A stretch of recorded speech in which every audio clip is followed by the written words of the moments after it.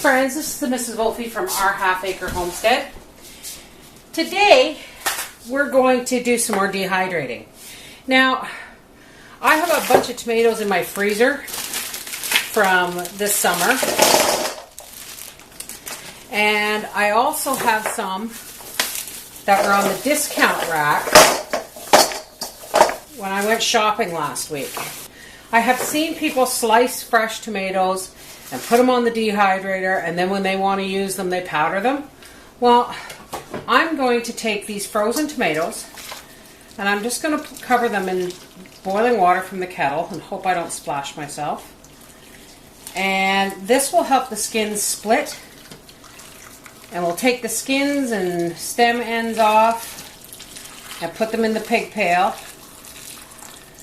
And then we're going to put them in the blender. We're just going to blend them up and put them on our fruit roll-up trays. Alright, when I get to that point, we'll be right back. Alright, now, I have a bunch of cans of tomatoes and they're coming up on their expiry date.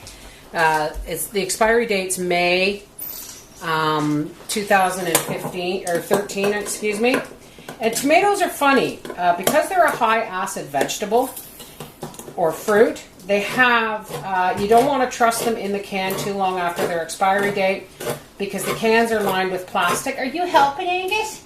And they could go, you know, they could ruin the liner of the can. So I'm going to do double duty, and I'm going to put some in with my frozen ones just to add juice. Alrighty.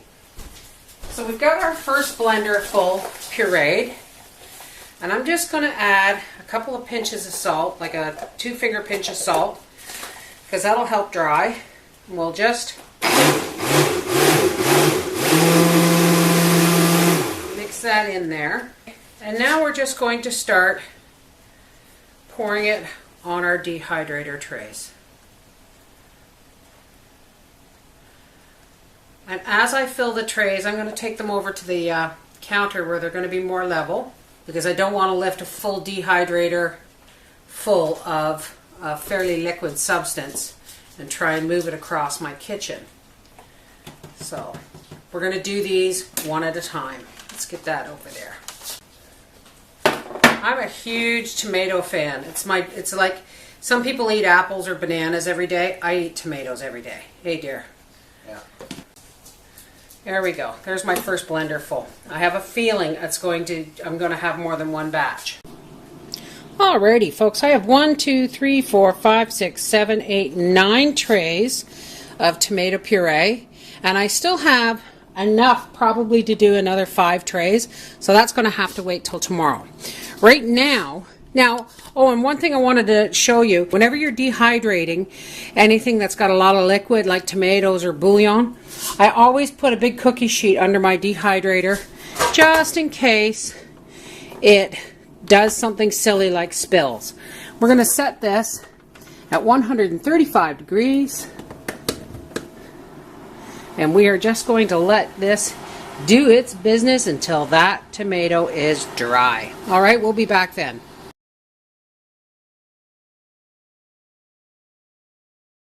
Good morning, everybody.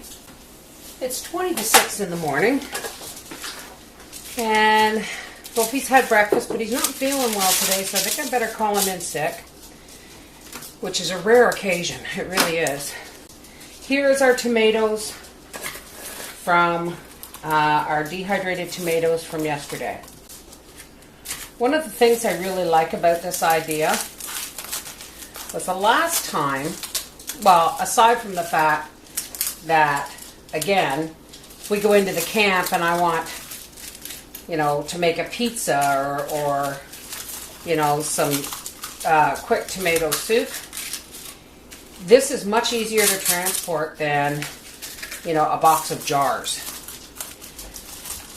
But I also like the idea. The last time I made a pizza, I opened a can of spaghetti sauce, and I only used like 1/3 of it for my pizzas. So if you don't have plans for the rest of that jar of spaghetti sauce, you know, it can be wasted or sit in the fridge and whatever. So this, you can make exactly how much pizza sauce that you would like, just by mixing a couple of tablespoons of this powder and some, say, oregano and basil and garlic, and about a quarter cup of water, hot water, and you would have pizza sauce. Now, I don't know exactly about the measurements, but you'd figure it out as you go, and I wouldn't start with any more than 2 tablespoons of this stuff. Because as you can see, a whole tray of tomatoes makes about 2 tablespoons of powder. So that would be, look at that. Once reconstituted, that would be definitely enough for a pizza. Well, there it is, folks. 9 trays gave me a cup and a half of tomato powder. So if you have canned tomatoes, like if you come across a sale of canned tomatoes and you don't want to leave them too long term in the pantry because you're afraid the acid of the tomatoes might compromise the lining in the can, then go ahead, puree them, dehydrate them. They'll last a whole lot longer. This is the Mrs. Wolfe from our half-acre homestead at 6 a.m. saying, dehydrated tomatoes. What a space saver. Bye.